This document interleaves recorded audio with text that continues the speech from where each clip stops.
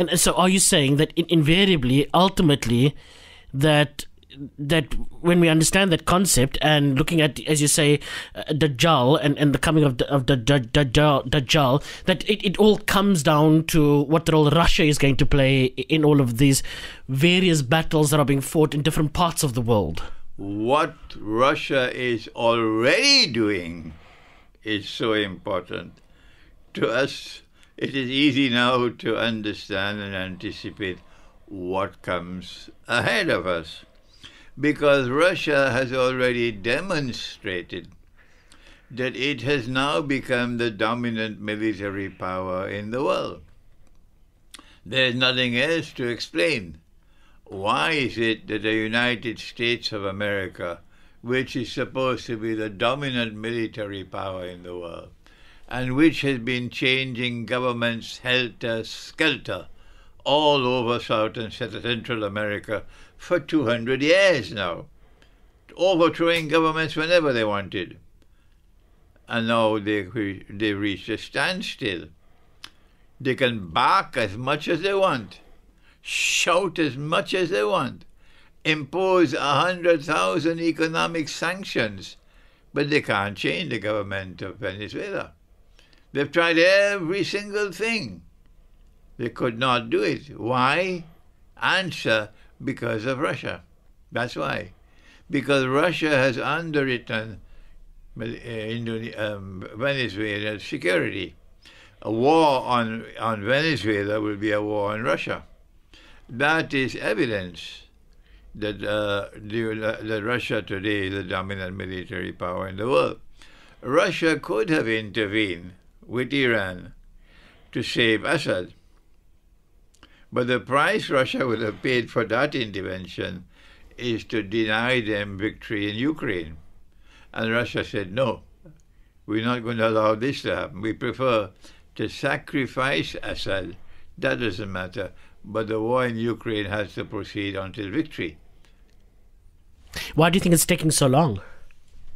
Russia has wisely chosen to fight that war incrementally rather than with a rash display of nuclear power and riding roughshod over Ukraine in one of you. Russia has the weapons to destroy Ukraine in 1 hour. In 1 hour you could destroy Ukraine. The United States, Putin has said we can destroy the whole of the United States in half an hour. Half an hour, that's what he said. We only need half an hour. They can destroy Britain in probably 10 minutes. Yeah. All right? Why have they not done that with Ukraine? Because they are acting wisely rather than stupidly. And they're acting incrementally, slowly. And this is causing agony and frustration in the West. Yeah. Because they're seeing a war taking place before the whole world. And they, for the first time, cannot win the war. The end times, right? What is defined as the end times? Is this the period that we're living in right now? And what role do you believe Russia plays in that? What is the role of Russia in the end time? It's connected with Gog and Magog. The Gog and Magog in Surah Al-Kahf of the Quran were contained behind a barrier built of blocks of iron and coated with copper, molten copper. But who contained them?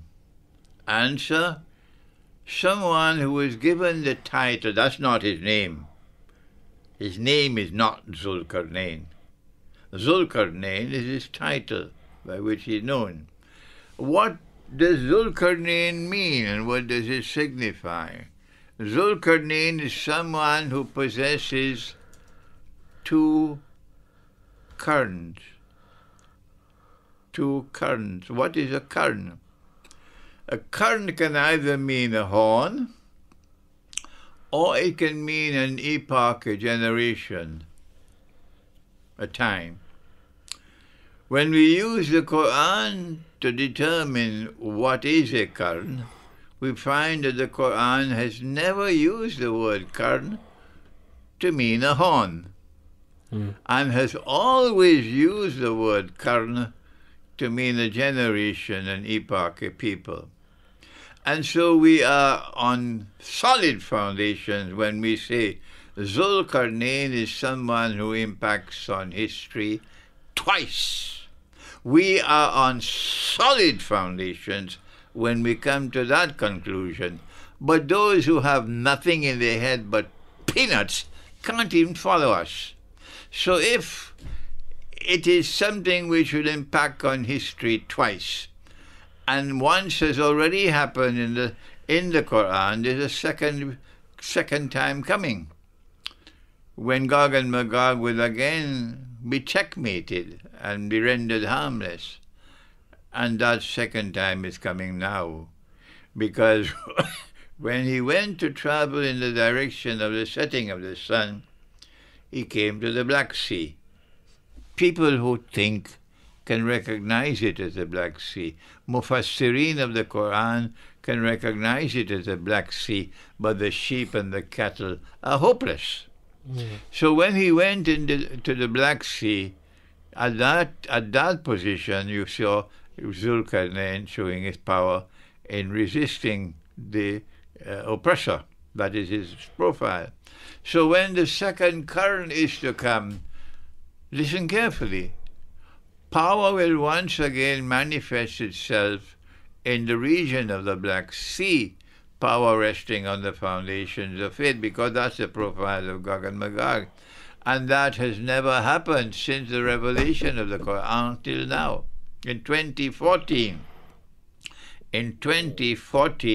Russia recovered Crimea, and I celebrated, because now that Russia has recovered Crimea, which was Russian in the first place, Russia now commands the whole of the Black Sea. And so I am confident, in my view, that Russia's role in the end time is to contain and checkmate Gog and Magog for the second time. Like, I would understand Quran for the Muslims, right? And you of course, you're using Quran as a premise for these sorts of arguments. If I am wrong in explaining Gog and Magog and Zulkarnain, then will they kindly tell us what is right, put it down in writing so that the whole world can read it and laugh? That's their scholarship. This is mine. And so, on that note, how does Syekh Imran Hosein want to be remembered? You know, I'm not writing your obituary. I don't want to be remembered. I am not important.